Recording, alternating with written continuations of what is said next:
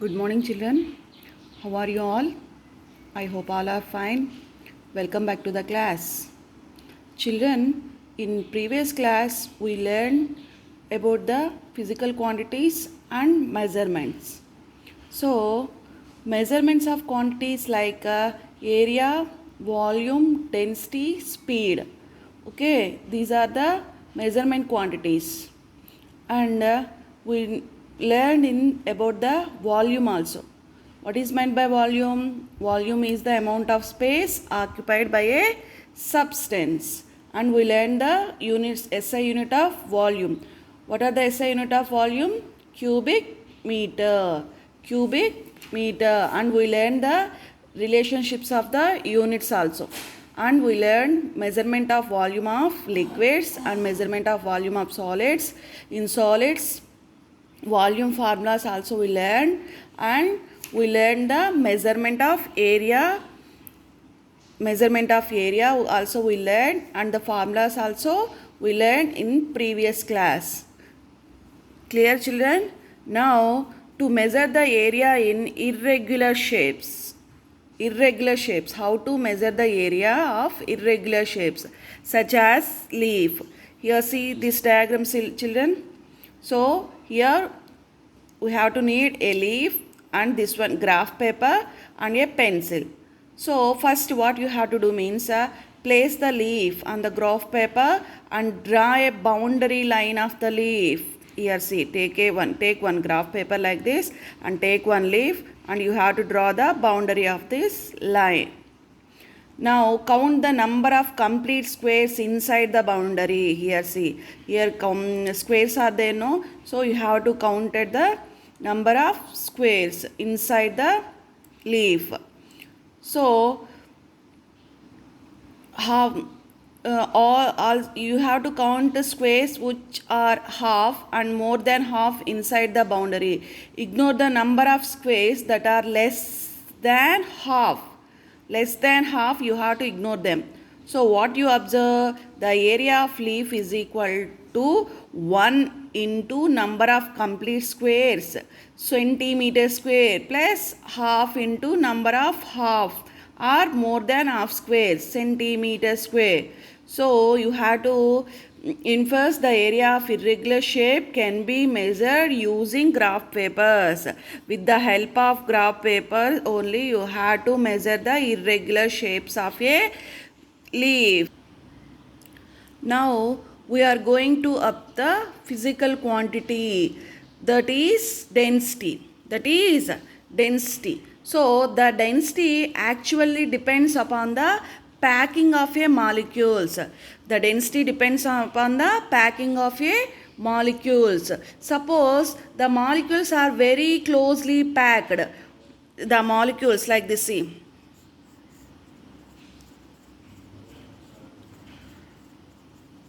The molecules are very closely packed, almost nil space. So here no space is there. So almost nil space. Here see. So nil spaces are there. So we say that it is obviously going to be a denser. So the particles are loosely packed like this. So the particles are loosely packed. They are said to be less denser. So we define density mass per unit volume of the body. So we define density mass per unit volume. Density mass per unit volume of the body. That means mass of the body to the volume of the body. So density is equal to mass of the body by volume of the body. So density D is equal to M by V, mass of the body by volume of the body. If we talk about the units, then you know that unit per mass is equal to density is equal, then you know that density is equal mass by volume. So unit per mass is equal to kilograms in SI. The unit of volume is equal to meter cube. mass, units kilograms, and volume meter cube. So kilogram per meter cube in SI unit, and we talk about CGS units. Now we told SI unit. Now we are going to talk about the CGS. We know mass is in grams in CGS system. In CGS system, mass is in gram and volume in centimeter cube. So gram per centimeter cube.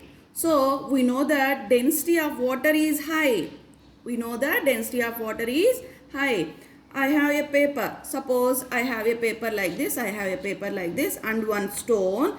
We know that when we are thrown a paper into water, it obviously float. Yes or no? When we throw into the paper, when we crush the paper and throw into that water, then what will happen?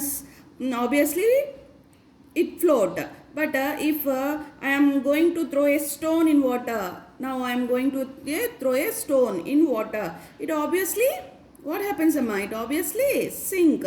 So that means the sinking and floating depend upon the density of the substance.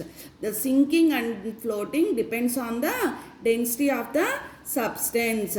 Clear, children, up to what we discuss now? Clear, children? So here in textbook they are given one table. See, children, they were given material and density.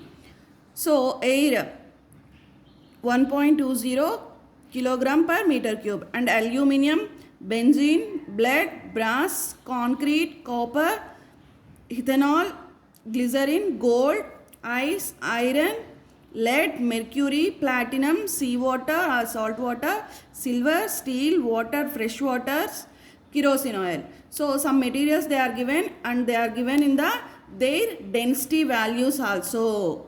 Clear, children? Once see this one, everybody, in your textbook, and you have to know the values of these material densities. Okay.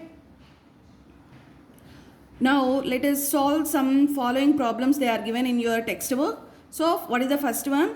The volume of an object is 8 centimeter cube and the mass of the object is 84 grams. So now you have to calculate the density of the object.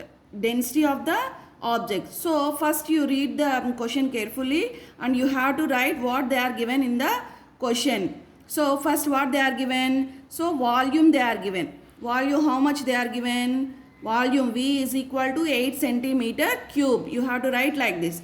And after what they are given? They are given mass of the object. How much? 84 grams. 84 grams. Now you have to calculate what you have to calculate? You have to calculate the density. You have to calculate the density. So what is the formula of density? Density is equal to mass by volume. This one direct formula. You have to apply the values in this formula. So density is equal mass by volume. Mass, how much they are given? 84 grams. 84 grams.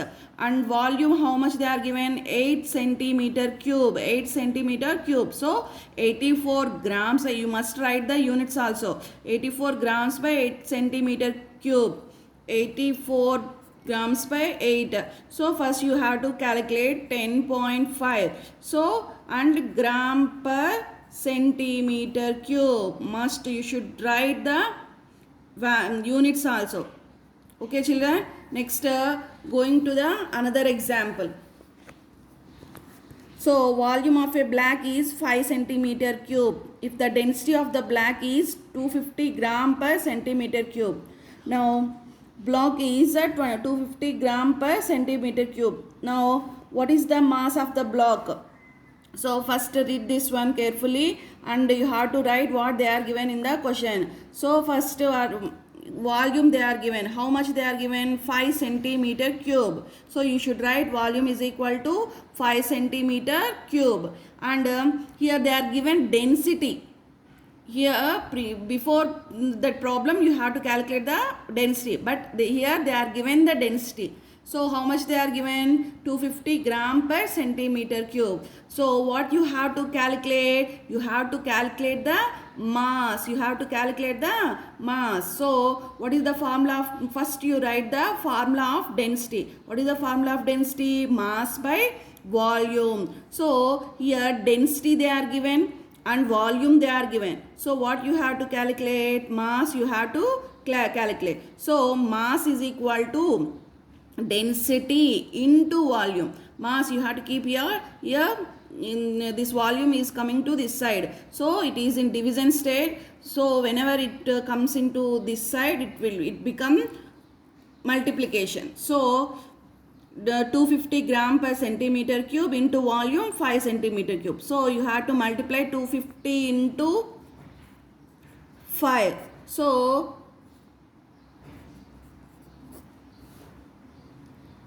everyone know Namma multiplication. So you have to multiply 250 to 5 table. So 1250 grams. Next third one is volume of water is 35 centimeter cube and mass of the water is 60 grams. What is the density of the water? Here they are given volume of water. Volume V is equal 35 centimeter cube and they are given mass of a water, so 60 grams. So calculated density, direct formula mass by volume, so 60 gram by 35 centimeter cube, so 1.71 gram per centimeter cube. So once you have to practice these numerical problems in your notebook. Clear children? Next another topic is speed. So if a car is running slow, we say that its speed is slow. Now the car is moving, the car is running on the road. So what you have to say? So the car is speed is slow. So and if a car is running fast, then we say that its speed is high.